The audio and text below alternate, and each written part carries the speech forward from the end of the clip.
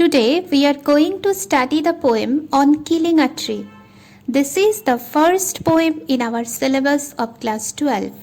The poem was written by Giv Patel, who is a practicing physician, an artist, a playwright and a poet. Giv Patel's poetry is marked by irony and keen observation. Keen observation, sharp observation, observation মানে তোমরা জানো লক্ষ্য। আর একটা শব্দ বললাম আইরানি, IRONY. This very poem on killing a tree is also ironical. সুতরাং এই কবিতা বুঝতে গেলে প্রথমেই আমাদের জেনে নিতে হবে what is irony. Irony is a statement. Irony হচ্ছে একটা বিবৃতি in which যার মধ্যে the meaning that a speaker implies, সেই অর্থটা যেটা একজন স্পিকার ইমপ্লাই করতে চান, IMPLY, অথবা বোঝাতে চান, differs sharply, সেটা তীব্রভাবে বা খুব স্পষ্টভাবে পার্থক্য করে ফেলে, পার্থক্য হয়ে যায় from the meaning that seems to appear outwardly, সেই অর্থটার থেকে যেটা মনে হয় এর বাইরের অর্থ। অর্থাৎ আইরানি হলো এমন একটা স্টেটমেন্ট যার প্রকৃত অর্থ আর তার উপর বাইরের অর্থ এই দুটো একেবারে স্বতন্ত্র। এই কবিতাটা from the very first stanza till the last line reveals man's cruelty to nature through the use of skillful irony. সেটাই আমরা দেখব একটা স্টান্সা পড়তে পড়তে। এই কবিতা বুঝতে গেলে যেমন আইরানি শব্দের সঙ্গে প্রথমেই পরিচিত হওয়া খুব জরুরি, ঠিক তেমনই এই কবিতাকে অনুভব করতে গেলে to feel this poem we also should know another word that is called imagery. Through a deft use of imagery, Patel reveals before us how cruel and insensitive human beings can be when he kills a tree. এই যে imagery কথাটা আমি বললাম, এই imagery শব্দটা IMAGERY মানে হচ্ছে images taken collectively, অনেকগুলো ইমেজকে একত্রে নেওয়া। খুব সহজ করে যদি বোঝার চেষ্টা করি, ইমেজ মানে হচ্ছে একটা প্রতিচ্ছবি। কোনো কবির কাছে বা কোনো লেখকের কাছে ছবি আঁকার জন্যে রং তুলি থাকে না, কি থাকে? শব্দ। শব্দটাকেই তিনি তার ব্যবহারের বৈচিত্র্য, বৈশিষ্ট্য এবং দক্ষতা দিয়ে ছবিতে রূপান্তরিত করতে পারেন। সেই ছবি এই কবিতার মধ্যে আমরা প্রচুর পাব এবং সেই ওয়ার্ড পিকচারগুলোকেই আমরা বলছি image. Now let's start reading the poem and try to fill the poem through Giv Patel's use of imagery. It takes much time to kill a tree. Not a simple jab of the knife will do it. Just note the words kill and simple jab of the knife. Jab মানে তোমরা জানো sudden blow or strike, আচমকা একটা আঘাত। Now this word kill and the expression jab of the knife, they suggest two images of murder and killing, isn't it? এই কথাগুলো বললেই আমাদের সামনে একটা হত্যা কিংবা একটা খুনের ছবি আসে। তারপরেই দেখো পরের লাইনগুলো কিভাবে আসছে। It has grown slowly. It means the tree, consuming the earth, rising out of it, feeding upon its crust, absorbing years of sunlight, air, water, and out of its leprous hide, sprouting leaves. গাছটা অনেকগুলো বছর ধরে তিলে তিলে বেড়ে উঠছে, বড় হয়ে উঠছে। CRUST crust মানে top layer or the upper surface. Gradually এই প্রসেসটা কিভাবে যাচ্ছে? Feeding, absorbing, years of sunlight, air, water, এখানে লক্ষ্য করে দেখো ওয়ার্ডগুলো কিভাবে পাল্টে গেল। Grown, rising, feeding, absorbing, sunlight, air, water, sprouting leaves, all these are images of what? Definitely life, জীবনের প্রতীক। গ্রোথ, বেড়ে ওঠার প্রতীক। ভাইটালিটি, জীবনের সজীবতার প্রতীক। These images are in sharp contrast with the image of kill and jab of the knife, তাই না? একদম শুরুতে যে দুটো শব্দ আমরা পেলাম, মার্ডার এবং খুনের ছবি দিচ্ছিল, তারা হিউম্যান অ্যাক্টিভিটির সঙ্গে রিলেটেড। আর ঠিক তারপরেই এই যে শব্দগুলো আমরা পেলাম, একটা বেড়ে ওঠার, পৃথিবী থেকে গ্রহণ করার, সানলাইট, এয়ার, ওয়াটার, তার মধ্যে যে সজীবতা এবং জীবনের ছবিটা আছে, সেই অ্যাক্টিভিটিটা রিলেটেড কিন্তু গাছের সঙ্গে। অর্থাৎ একদম প্রথম স্টান্সা থেকেই গিভ প্যাটেল ইমেজারি ইউজের মাধ্যমে introduces the main theme of the poem, that is the cruelty of man and the vitality of nature. Here the tree becomes a symbol of that vitality, that power to rejuvenate itself. Then comes the second stanza. So, hack and chop, but this alone won't do it. The bleeding bark will heal. Hack and chop মানে কোপাও, কুচি কুচি করো। Bleeding bark, রক্তাক্ত বাকল। The second stanza, just like the first stanza, begins with again the images of murder and killing. And these two activities once again are related to the work of human being, which are the result of some human activities.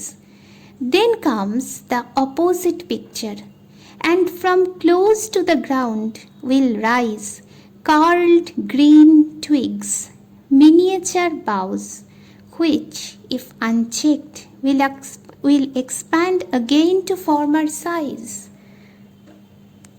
অর্থাৎ তুমি যতই কাটো, যতই কুচি কুচি করো, যতই গাছকে রক্তাক্ত করো না কেন, সে ফাইট ব্যাক করে এবং মাটির কাছ থেকে উঠে আসে আবার ছোট ছোট শাখা প্রশাখা। সেগুলো যদি আনচেকড থাকে, that will expand again to former size, সে আবার তার আগের আয়তনে ফিরে যায়। Human beings then inflict pain upon a tree, মানুষ গাছের ওপরে অত্যাচার করছে, তাকে যন্ত্রণা দিচ্ছে। But how does a tree answer to all those pains and sufferings? কিন্তু গাছ তার সব যন্ত্রণা, সব কষ্টের উত্তর কীরকমভাবে দিচ্ছে? The tree appears like a Christ. The tree's figure reminds us the picture of Christ. It only heals its wound. তার ক্ষতস্থানটা সে নিজেই নিরাময় করে তুলছে। ক্রাইস্ট যেমন মানুষকে তার সব অপরাধের জন্য ক্ষমা করে দিয়েছিলেন, তার আবার পুনরুত্থান হয়েছিল, এ কথাও বলা হয়।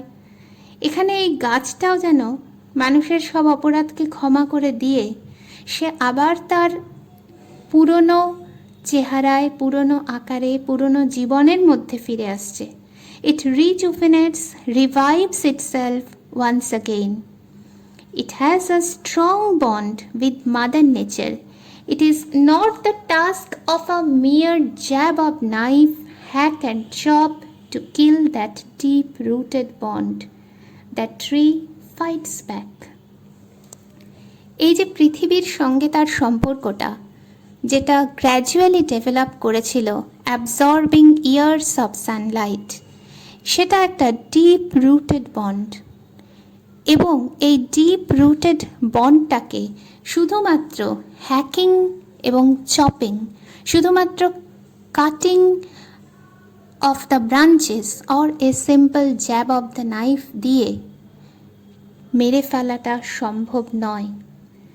Now comes the third stanza. No, the root is to be pulled out of the anchoring earth. Anchoring earth এই ফ্রেজটাকে একটু লক্ষ্য করো। ANCHOR, অ্যাঙ্কার মানে হচ্ছে নোঙর। জাহাজ বা জলযানের যেমন নোঙর থাকে মাটির সঙ্গে বা কোনো ভূমির সঙ্গে বেঁধে রাখতে সাহায্য করে, ঠিক সেরকমভাবেই earth is an anchor to the tree. This phrase gives us the picture of a sacred bond once again. এই যে ফ্রেজটা, এটা আমাদেরকে আবার একটা খুব পবিত্র বন্ধনের ছবি দিচ্ছে। কেন বলো তো বারবার এই স্যাক্রেড বন্ডের ছবিটাকে গিভ প্যাটেল ইমেজারি বা ওয়ার্ড পিকচারের মাধ্যমে আমাদের সামনে তুলে আনছেন? Because ultimately when we cut down a tree, we violate this bond, we murder this bond. আমরা এই পবিত্র বন্ধনটাকেই খুন করি। আমরা সেটা ফিল করতে পারি না। একটা গাছকে যখন কাটা হয় তখন just like any other lifeless object, the tree becomes another lifeless thing to us. গাছটাকে আমরা কাঠ বলে মনে করি, নিষ্প্রাণ কাঠ। তোমরা যদি রবীন্দ্রনাথের বলাই গল্পটা পড়ে থাকো, বলাই বলে একটা খুব সুন্দর ছোট গল্প আছে রবি ঠাকুরের, সেখানে রবি ঠাকুর এক জায়গায় বলছেন যে আমার ভাইপো বলাই তার প্রকৃতিতে কেমন করে গাছপালার মূল সুরগুলোই হয়েছে প্রবল। বলাই তার শিরা উপশিরা রক্ত প্রবাহের মধ্যে প্রকৃতিকে অনুভব করতে পারত এতটাই নিবিড়ভাবে যে তাদের বাড়ির রাস্তার মাঝখানে একটা শিমুল গাছ উঠেছিল। সেই শিমুল গাছটা তার কাকাকে সে আপ্রাণ চেষ্টা করেছিল বাধা দিতে যাতে কেটে ফেলা না হয়। তার কাকা তাকে প্রস্তাব দিয়েছিলেন ওই গাছের বদলে বেড়ার কাছে আরেকটা গাছ তিনি লাগিয়ে দেবেন সীমানার ধারে। বলাই কিন্তু রাজি হয়নি, কারণ ঠিক যেমন আমাদের একজন প্রিয় মানুষের জায়গা আরেকজন প্রিয় মানুষ অমনি করেই নিতে পারে না, একটা গাছও বলাইয়ের কাছে তাই ছিল, তার আত্মীয়ের মতো। এই যে নিবিড় উপলব্ধি, এটা তো আমাদের সাধারণভাবে থাকে না, সাধারণ মানুষের মধ্যেও থাকে না, বলাইয়ের কাকার মধ্যেও ছিল না। তিনি রাস্তার মধ্যে মাঝখানে গাছটাকে একটা উপদ্রব হিসেবেই দেখেছিলেন এবং তাকে কেটেও ফেলেছিলেন। পরে গল্পটা শেষে আমরা পাই সেটা। কিন্তু বলাইয়ের কাছে গাছটা একটা নিছক গাছ মাত্র ছিল না, সে ছিল আত্মীয়। আমাদের মধ্যে সাধারণভাবে এই উপলব্ধি থাকে না বলেই আমরা এত সহজে গাছকে ধ্বংস করতে পারি। We never can feel that sacred bond. সেই জন্যে Gieve Patel uses here irony. Outwardly মনে হয় এই কবিতাটা যেন একটা খুব detailed instruction of how to kill a tree. কবি যেন আমাদের হাতে ধরে শেখাচ্ছেন যে এইভাবে আমরা প্রসিড করলে ultimately we can kill a tree. কিন্তু না, আসলে তা নয়। ওই যে বলেছিলাম, আয়রানি যা আউটওয়ার্ডলি বলে, ইনওয়ার্ডলি সম্পূর্ণ বিপরীত কিছু আমাদেরকে সে সাজেস্ট করতে চায়। আসলে এখানে কবি পরতে পরতে দেখাচ্ছেন যে কিভাবে আমরা ধীরে ধীরে যখন একটা গাছকে খুন করার পথে এগিয়ে যাই, তখন আমরা তার দীর্ঘকাল ধরে তিলে তিলে গড়ে ওঠা পৃথিবীর সঙ্গে নিবিড় বন্ধনটিকে হত্যা করি। এবং এত কষ্টের মধ্য দিয়ে, এত যন্ত্রণা, এত ভালোবাসা মধ্য দিয়ে এই শিকড়ের গল্প গড়ে ওঠে যে তাকে যখন আমরা উপড়ে ফেলি, আমাদের যে ক্রাইম, আমাদের যে অপরাধ, সেটাও সমান সিরিয়াস হয়, ততখানি নৃশংস হয়। এটা বোঝানোর জন্যেই এখানে তিনি আয়রানি ইউজ করেছেন। আর আয়রানিকে শার্প করে তোলার জন্যে, আয়রানিকে অ্যাপ্রোপ্রিয়েট করে তোলার জন্যে he very skilfully used another literary tool, another figurative use of language, that is imagery. Let's continue the third stanza. It is to be roped, tied and pulled out, snapped out or pulled out entirely out from the earth cave. তাহলে শুধুমাত্র hack and chop, simple jab of knife, এতে তো একটা গাছকে হত্যা করা যাবে না। কি করতে হবে? দড়ি দিয়ে বেঁধে পুল আউট অর্থাৎ উপড়ে আনতে হবে, স্ন্যাপ আউট মরমর করে ভাঙতে হবে, পুলড আউট এন্টায়ারলি সম্পূর্ণভাবে উপড়ে আনতে হবে। কোথা থেকে? From the earth cave. Earth cave মানে when the roots are pulled out the earth around becomes hollow. গাছের শিকড়গুলোকে যখন উপড়ে আনা হয় তখন সেখানে একটা মাটিতে শূন্য স্থান, গহ্বর বা গুহার মতো সৃষ্টি হয়। আমরা অনেকেই দেখেছি বড় গাছ যখন ঝড়ে উপড়ে পড়ে যায় সেই জায়গাটা, বা গাছ যখন কেটে ফেলা হয় তখন শিকড় বাকড় সমেত গাছটাকে উপড়ে আনার পর একটা গভীর শূন্যতার সৃষ্টি হয়। That is called earth cave. Now notice the use of words roped, tied, pulled out, snapped out. All the words suggest pictures of very sharp, quick and of course mindless destruction. Once again these pictures bring into focus how cruel and insensitive we the human beings become when we kill a tree, when we uproot a tree. And our destruction doesn't stop here, it continues. আমাদের এই ধ্বংস থামে না, এটা চলতেই থাকে। কতক্ষণ? Until we can pull out the source, white and wet, the most sensitive, সবচেয়ে sensitive, hidden, লুকিয়ে থাকা অংশটা for years inside the earth. পৃথিবীর গভীরে, পৃথিবীর অন্তরে ও অন্তরে লুকিয়ে থাকা গাছের সবচেয়ে অনুভূতিপ্রবণ অংশটিকে উপড়ে আনার আগে পর্যন্ত থেমো না। এই যে ডিটেইলড ইনস্ট্রাকশন, এই যে নিখুঁত বিবরণ, ধারা বিবরণী প্রায়, একটা গাছকে কিভাবে কাটা হয় গিভ প্যাটেল দিচ্ছেন। আবারও বলছি, বাইরে থেকে কি মনে হয় যেন তিনি আমাদের হাতে কলমে শেখাচ্ছেন, কিন্তু না, আসলে তিনি শুধু গাছটাকে কি করে উপড়ে আনা হয় এটা দেখাচ্ছেন না, তিনি উপড়ে আনছেন আমাদের নিষ্ঠুরতার আসল চেহারাটাকেও, যেটা আমরা অনেক দিন আগেই ভুলে গিয়েছি। আমরা ভুলেই গেছি যে গাছের প্রাণ আছে, এটা শুধু বায়োলজি বইয়ের স্টেটমেন্ট নয়, এটা রিয়াল লাইফের স্টেটমেন্ট। প্রকৃতই গাছের প্রাণ আছে, আমরা তাকে নিষ্প্রাণ কাঠের মতোই দেখি। এই উপলব্ধিতে আমাদেরকে ঘা মেরে জাগানোর জন্যেই কিন্তু গিভ প্যাটেল এইভাবে আয়রানি এবং ইমেজারিকে ব্যবহার করছেন এই কবিতায় আগাগোড়া বারে বারে। এই যে সেন্সিটিভ পার্টটা, that is the soul of the tree, এটা গাছের আত্মা। একটা মানুষকে যেমন মেরে হাত পা ভেঙে দিলে তার সেই ক্ষত যন্ত্রণা নিরাময় হতে পারে, সে আবার প্রাণে বেঁচে উঠতে পারে, কিন্তু তাকে যদি তার আত্মাকে খুন করা হয় বেঁচে ওঠা সম্ভব নয় তার পক্ষে। একটা গাছের ক্ষেত্রেও তাই, তার ডালপালা যদি আমরা কেটে ছেটে দিই তখনও তার ওই বন্ড থেকে যায় মাদার নেচারের সঙ্গে। মাদার নেচার তাকে আবার রিসোর্স দেয় বেঁচে ওঠার জন্যে। তাই মানুষ এতটাই নৃশংস যে মানুষ সেই বন্ডটাকে শুদ্ধ উপড়ে আনে এবং finally the destruction becomes complete. Now come to the final stanza. Then the matter of scorching, choking in sun and air, browning, hardening, twisting, withering, and then it is done. লক্ষ্য করে দেখো, this is the smallest stanza. The words come like the strike of bullets. এই যে শব্দগুলো বুলেটের মতো আসছে, আমাদেরকে বিদ্ধ করছে।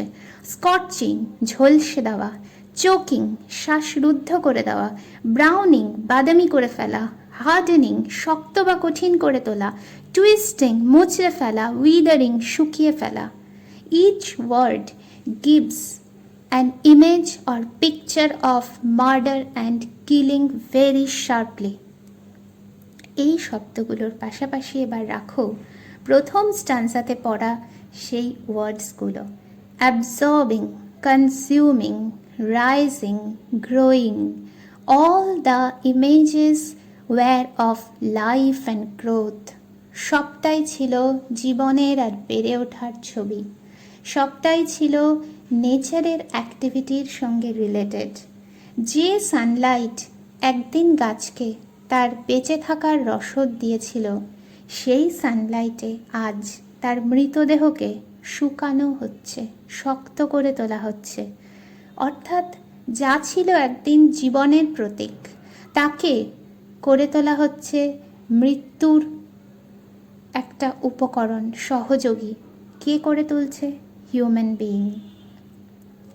এই যে কন্ট্রাস্টটা, once again this sharply reveals the intensity of crime, the crime which we commit when we kill a tree. এই কবিতার শেষে দাঁড়িয়ে আমাদের মনে পড়ে যায় কবি শক্তি চট্টোপাধ্যায়ের লেখা একটা অতি চমৎকার অপূর্ব অনুভবের কবিতা, বিরহে যদি দাঁড়িয়ে ওঠো। আসলে কেউ বড় হয় না বড়র মতো দেখায়, নকলে আর আসলে তাকে বড়র মতো দেখায়। গাছের কাছে গিয়ে দাঁড়াও, দেখবে কত ছোট, সোনার তাল তাংড়ে ধরে পেয়েছ ধুলি মুঠো।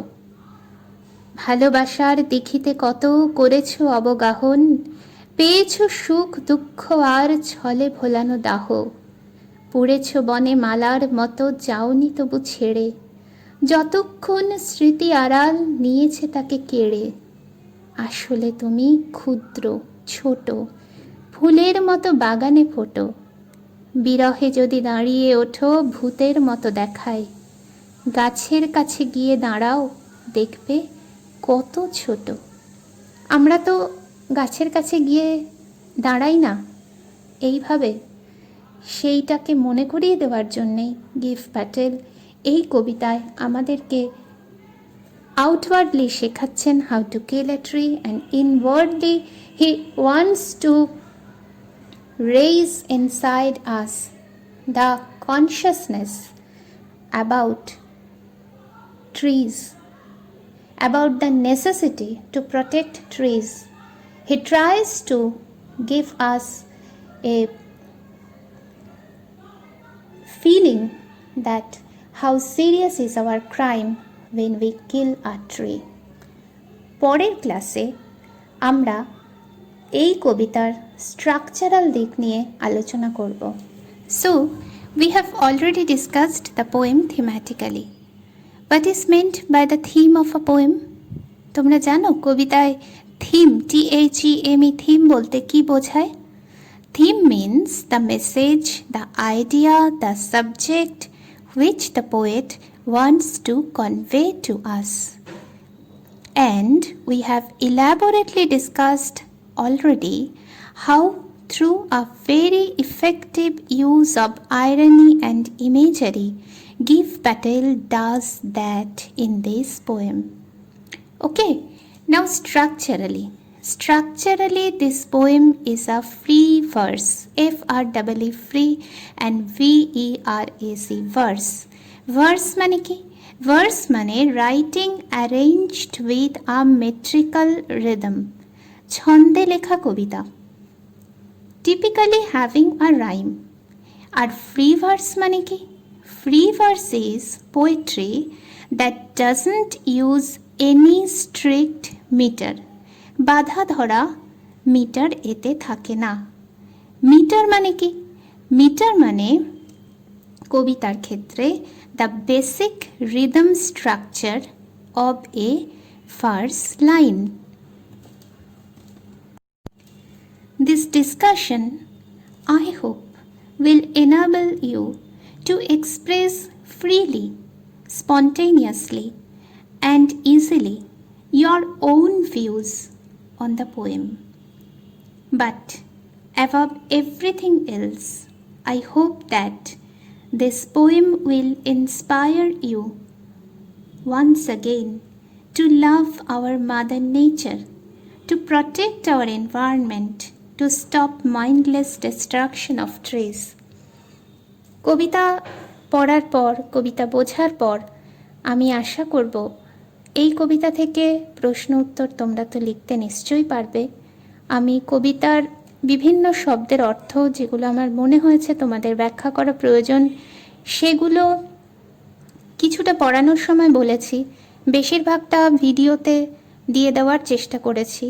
কবিতা পড়ানোর সময় খুব বেশি শব্দের অর্থ যদি আমরা ব্যাখ্যা করি তাহলে কবিতার রস নষ্ট হয়। কবিতা ঠিক শব্দের আভিধানিক অর্থ দিয়ে বোঝার বস্তু নয়। কবিতা আমাদের সামনে নানান চিত্রকল্প তুলে আনে এই জন্যে যে আমরা তাকে শব্দ দিয়ে ব্যাখ্যা করব বা শব্দ দিয়েই শুধুমাত্র বিশ্লেষণ করব তা নয়। আমরা তাকে অনুভব করার চেষ্টা করব, ফিল করার চেষ্টা করব। অনেকটা ঠিক যেমন কোনো একদিন বাড়িতে মায়ের মুখ দেখে আমরা বুঝতে পারি যে মা আজ দুঃখ পেয়েছেন বা মা আজ রাগ করে আছেন, মার মনটা আজ ঠিক ভালো নেই। মাকে আমরা অনুভব করে এটা বুঝতে পারি। ঠিক তেমনভাবেই একটা কবিতাকে শুধুমাত্র শব্দের আভিধানিক অর্থ দিয়ে বোঝার চেষ্টা করলে কবিতার গভীরে কখনোই পৌঁছানো যায় না। কবিতা যেহেতু মূলত প্রচ্ছন্ন, কম কথায় অনেক বেশি অনুভবকে আমাদের কাছে পৌঁছে দিতে চায়, তাই কবিতার কিছু আলাদা দাবি থাকে।